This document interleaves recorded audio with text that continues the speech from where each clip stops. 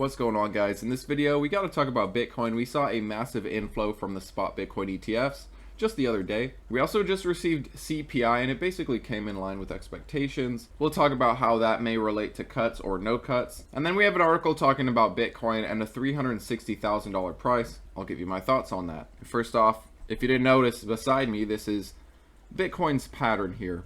Here's every halving, these dotted lines. Here's the parabolic phase that we are entering.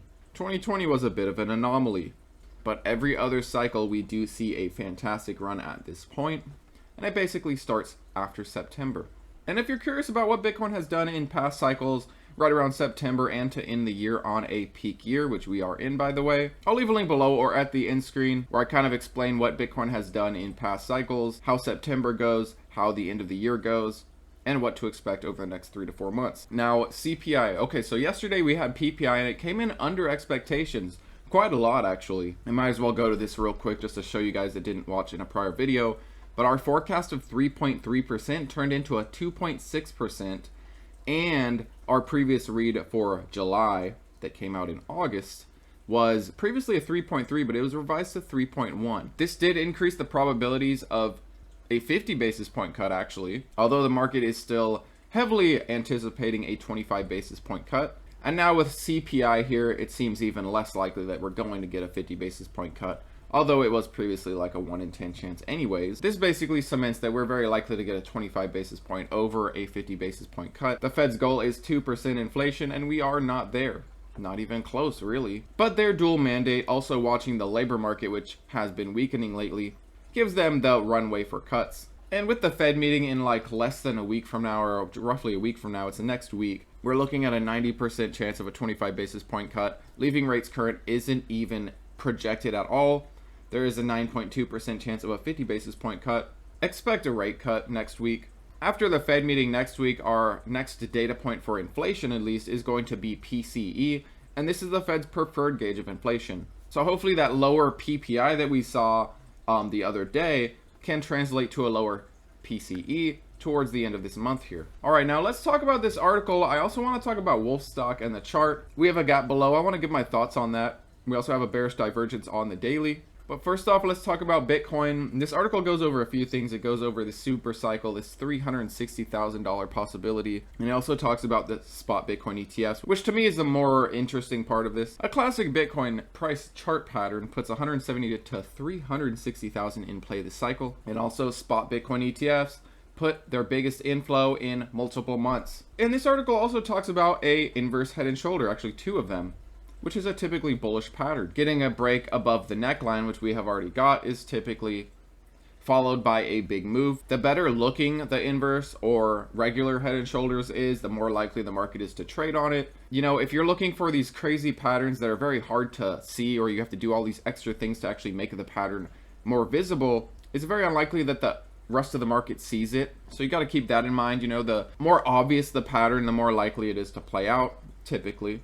Of course, market makers can tend to work against these patterns while retail expects a certain pattern to play out. But I digress. Here's the inverse head and shoulders right here on the weekly. But it basically sees this inverse head and shoulders here, and then this massive inverse head and shoulders as well. The shoulders aren't perfectly in line, but you could say this is an inverse head and shoulder. You have the head, the shoulder, and the shoulder. Typical head and shoulders, basically. This is what they're talking about here. This shoulder, this head, this shoulder. I mean, I guess you could say that's an inverse head and shoulders. You got to ask yourself, how much of the market is watching this as well? I think what matters more than this kind of obscure pattern, in my opinion, is following past cycles, following what we have done before. History doesn't always repeat, but it tends to rhyme. And knowing how the halving affects Bitcoin, knowing what the halving is, Bitcoin is always going to follow some sort of cycle. The halving is so tied into supply and demand, and supply and demand really is the core of what can move certain stocks, the core of what can move certain commodities. There's a supply of something and a demand for something. It's economics 101. Because of this supply and demand halving cycle deal, I do believe Bitcoin will always follow this kind of a cyclical pattern. Although certain months might be different than others, certain tops might be different than others, timelines of things might be slightly different, the rhyme is the same. History doesn't repeat, but it will rhyme, and this Bitcoin is going to continue to rhyme. One thing we're seeing so far that's different than past cycles is we are seeing a good September on a peak year. That is not normal. You typically see a flash crash. I am cautiously optimistic, like I've said in a previous video, I feel like I'm deja vu there. Cautiously optimistic that we're not going to see a flash crash, but you never know. If we break, let's go to a smaller time frame just to make things more clear. We have been following this uptrend once we broke our falling wedge. Bitcoin has been running in September, has been going up. We are testing our 50 MA now. If we get rejected, we might head down to the bottom line on this ascending channel that we're in. If we break that, we're testing our longer term pattern, this kind of an ascending channel. We have an ascending channel within an ascending channel. But you know, if we break that, we're breaking that. If we break that, we're testing the 200 MA. This could possibly happen in September, a flash crash like this. Everyone suddenly gets very bearish, very, very worried. Everyone starts going in with puts, and that lights the fire, liquidates shorts, and gives us that run to 130,000, to 150,000 to end the cycle. Are we going to see 170 to 360,000? I find something like that unlikely personally. For Bitcoin to move like that in just a matter of, 3 months to end the cycle, I find it unlikely. I'm not buying it. You're free to believe what you want. Maybe this inverse head and shoulder plays out and we see a massive run to 300,000. To me, that's like a 5% chance. Is it possible? Of course it's possible. Maybe there's an announcement that Microsoft, I was going to say MicroStrategy. Maybe there's an announcement in the future that Microsoft or some big player just buys a ton of Bitcoin, and that could bring the price parabolic and cause other mega caps to also buy in and cause this just insane hype, insane blow off top in the end of the cycle. I find it unlikely though. What I do find likely is $150,000 this cycle, and I've been sticking to that for probably years at this point now. I do think $150,000 is a reasonable price to see, and from here you're talking about like a 32% move. Bitcoin can do that. It is very capable of doing that. Will it or will it not? Who knows? No one can tell the future. No one knows for certain. I do think on a break of this, we talked about to the downside if we break this support and this support, but if we break this resistance and also break this 50 MA, I think there's a good chance we first test this high here at about 117.5. If we break that, we are testing probably the next one. That would make sense, that 123, and then coming to the top of this trend line, which we haven't touched the top of this trend line since about August, mid-August. So there's a good chance this is still in play. This trend line, we are still respecting it. We bounced right at its support line. The market sees this pattern, and they probably see this pattern more clearly than they saw that inverse head and shoulders that we were talking about earlier. My point is, I think there's a good probability we see $30,000. Does it happen in September? Does it happen in October? Who knows, but that's the first step to 150,000. If we can break this ascending support's resistance, 150,000 is easily in play. I do think it's in play. I'm surprised September is good so far, but at the same time, I'm being patient. Maybe Bitcoin pulls back and has a flash crash like it has in past Septembers. Maybe it doesn't. And maybe October, November, December play out differently as well. But I'm still sticking by my 150,000 target for Bitcoin. I think it is very likely. More likely than not, in my opinion. But anyways, let's go back to where we were going. I am rambling on. Institutional demand. Bitcoin saw the biggest inflow since, we're talking like July. Yeah, mid-July. $752 million of inflow recorded yesterday on Wednesday. The highest since mid-July. Institutional demand is rebounding. And also Monday, Tuesday weren't bad either. Money's coming back. Good times. Previous crypto rallies were boosted by inflow spikes like this. Money's moving back into Bitcoin ETFs at a rapid rate as retailers impatiently drop out of crypto. Hopefully not you guys. Alright, now to finish this video, I do want to talk about WULF stock. I am watching a few things here. First off, we had news that Brainhold Technology Limited has acquired 120,000 nearly shares of TeraWulf for a $1.3 million investment. Maybe that news is helping things run a little bit more. Maybe it's just the overall sector. I see some other Bitcoin miners are running a little bit today. And of course, WULF is also seen as an AI play. We have that recent Google news. We have Oracle that's been running like crazy today. It's pulling back a little bit, of course.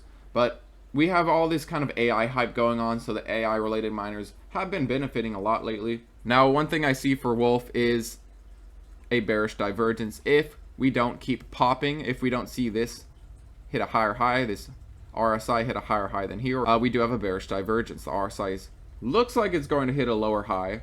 We still have to see how this plays out. But here we are on the chart with a higher high. And, you know, as for this pattern, I kind of see a couple different things. This is where I ended up setting it at. Makes sense. You know, you see this breakout, it kind of holds it as support, it kind of tests it and then bounces. Plus, you see this breakdown and the test and the fail here, you know. And this was the general direction. You can just see this is the like direction it was going, kind of a, what, 45-degree angle, I'd say. You could also kind of maybe put it right here somewhere like this. But anyways, we'll just leave it where I think it kind of belongs, right around here. It looks like Wolf is back in this pattern. And you saw a massive gap up, a massive pop, also a golden cross here right after the pop. This was after earnings. This was probably on that Google news, I would assume, at least. Just this nice pop, a gap that we need to fill. Let me show you something. If you think this gap needs to fill right away, you may be sadly mistaken. We do have a gap from back in 2020 that didn't go on to fill until the bear market. We ran like crazy on Wolf. It had multiple gaps and they didn't fill until the end, until Bitcoin started pulling back, until the party was over. So keep that in mind. You know, if you're sitting here just waiting, saying I'm not gonna touch this until I see a gap fill, this is the only time I'm gonna buy this. If you're bullish on Wolf stock, don't let that stop you. Don't let that one gap, because you never know. We could keep going, see it run, fill out this pattern here, head towards the top line of this pattern before we go down to fill this gap. Kind of like what we saw in the last cycle, all these gaps. Also, these gaps to the downside. Look at, there's a gap there. We didn't fill it until very recently. And look at how this worked out. Just look at that. We filled that gap and then we basically, bam. All we had to do, it ran just to fill this gap and then had a big pullback right after filling that gap. A 75, what? 75% pullback? Part of this move is the gap. The gap had some effect on this. And yeah, my point is, don't sit here and say I'm not going to buy. If you're bullish on Wolf stock, if you believe it's going much higher, but you just want to buy that gap, you could of course be patient. You might miss out on it, and that's fine. There's a lot of opportunities in the market. The thing is, we might not fill this gap, however. We might not fill this gap until 2026 at some point. Who knows, really? Although this bearish divergence combined with the fact there's a gap down there, you know, we might see it fill, especially if we get a major pullback on Bitcoin, a flash crash for Bitcoin in September. Don't count that gap fill out yet. Just know that, you know, if it's anything like the past, there are gaps that don't get filled until the end of the party, until the cycle is over, until we start heading down and get into our crypto winter. One thing I would want to see Wolf stock do if we start pulling back is hold this white line as a support. This was a previous resistance. If this can flip as a support, that would be very good. Do know that we are pretty far away from our moving averages now. Wolf may be due to cool down a bit, at least test its moving averages. But let me know what you guys think about Wolf stock. Are we going to fill that gap first before we go parabolic? Or do we run and go on to fill this gap in, you know, 6 months from now or something? And how are you feeling about Bitcoin lately? It's nice seeing those inflows from the spot Bitcoin ETFs that we haven't seen in a few months. So that is fantastic to see that kind of hype again, that excitement again. That could be what takes us back to our all-time highs and then causes that breakout to 130,000 and then hopefully 150,000 to end the cycle at the very least. Also, what do you think about the Fed cuts? Are we getting a 25 basis point cut, which is more likely than not, or are we getting rates to stay current? Keep in mind, inflation is above the Fed's target. Or do we get a 50 basis point cut just because of that labor market and what's been going on there? Anyways, thanks as always for watching, guys. I appreciate you. If you got something useful out of this, consider hitting the like, subscribe, ring the notification bell, and I will see you tomorrow.